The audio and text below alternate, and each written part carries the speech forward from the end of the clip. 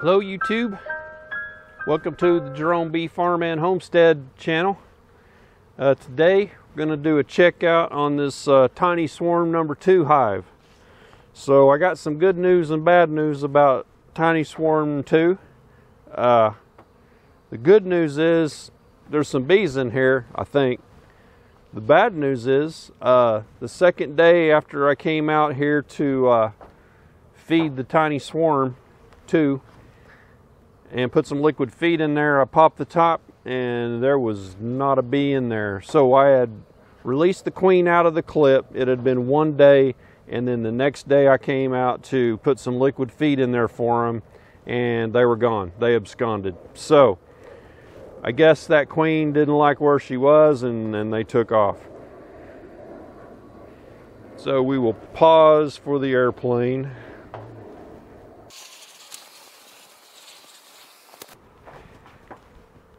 Okay, so after I discovered there were no bees in here, I just kind of stood back and looked around a little bit, and right here in this tree next to me there was an even tinier tiny swarm that was about that big. So I cut it off and put them in here. I found the queen. The queen didn't look bred, so I put her in the clip, did the same drill, put the clip in there, and I went ahead and put liquid feed on them that day.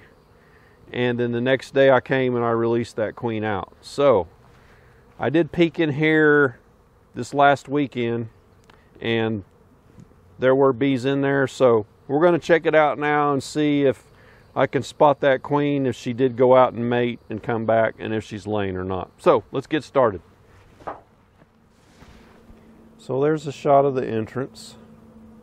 We got, looks like 3 guard bees hanging out there, checking out what's going on.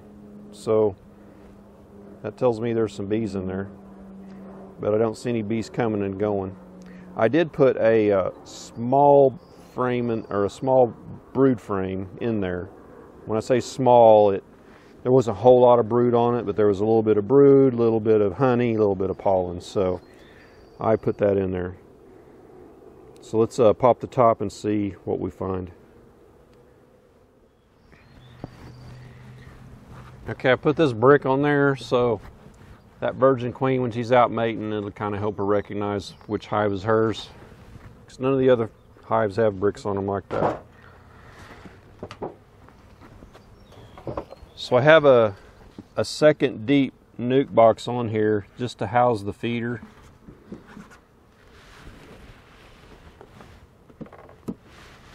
So I'm seeing bees.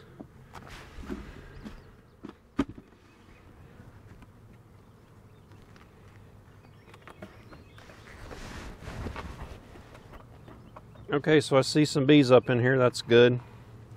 This block is here basically to block this notch entrance so robber bees can't come in and start feeding on this syrup. So that's just a pint, and there's like that much left in it. It's been there 10 days, something like that. So there are some bees up in here feeding on it.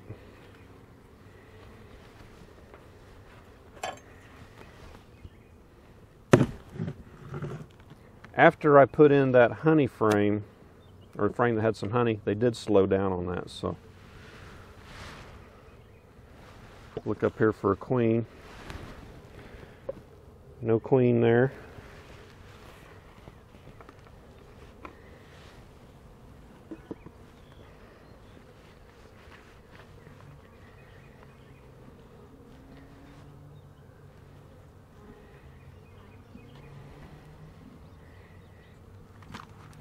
So this is a drawn frame here.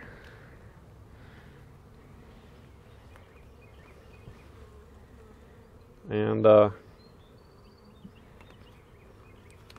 see a lot of pollen. Not a lot, but there's pollen in here and nectar around here.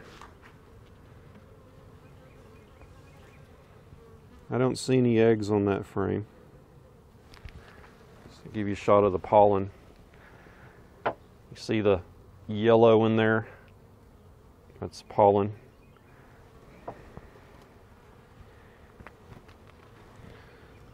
So I got enough room. I only have 4 frames in this box, so I can just scoot that over and I can still manipulate around in here what I need to do.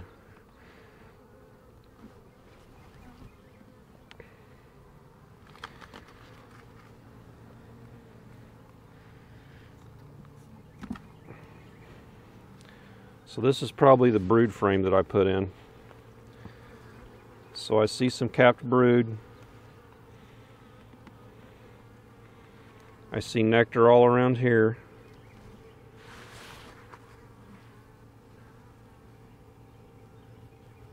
I see uncapped larvae.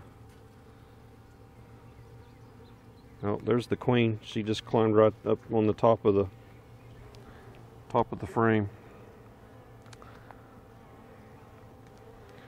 So the other side,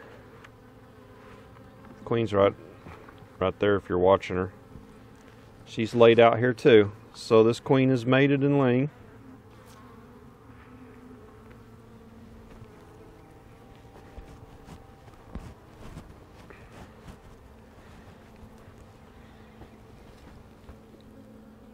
There you can see her walking around there. So this is definitely her frame. And there are eggs and uncapped larvae and capped brood on here.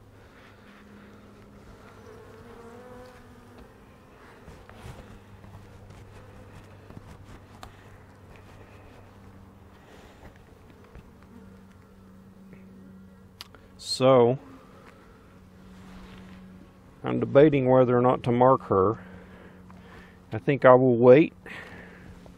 I won't do anything to make her traumatic life she's had any worse.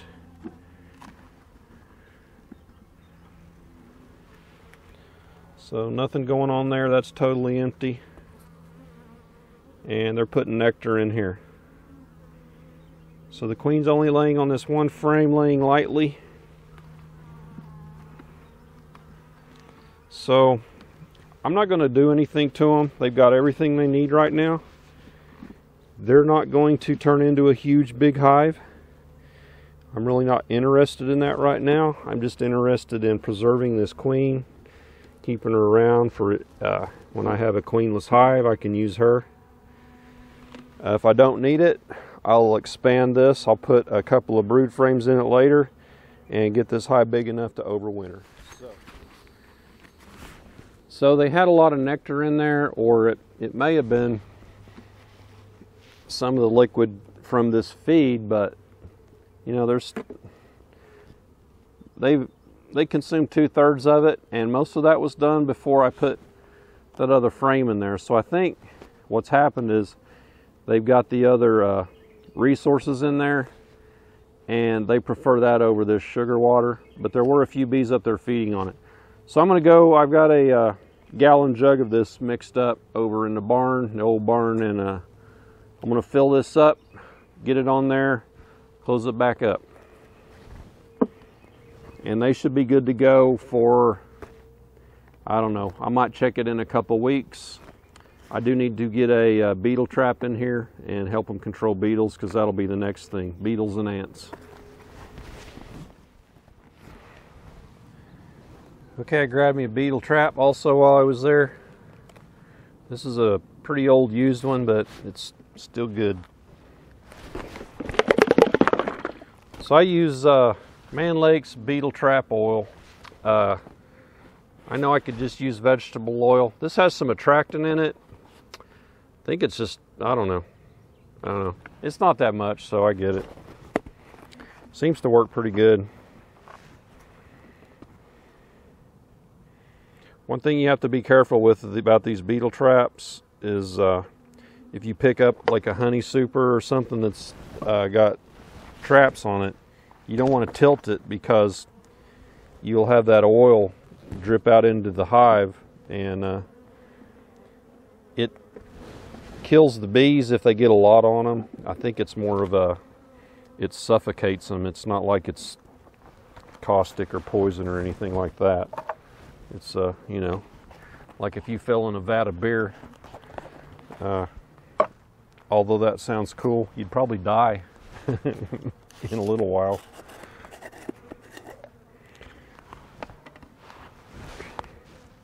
So I'm going to fill this up. Here's my jug. This is 50-50 sugar water.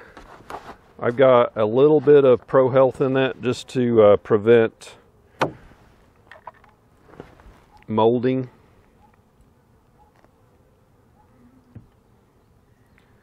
I don't have much in there at all.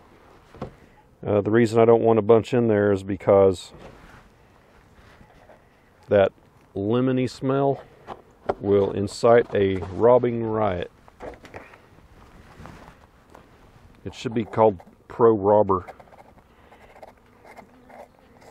And this little tiny swarm number 3 would not stand a chance against a full-blown assault robbing frenzy. So we'll get this back on there, keeping my block all the way to the front. Oh, there, speaking of hive beetles, there's one right there. See the little bugger? One less to haunt hives. So we'll put this on here.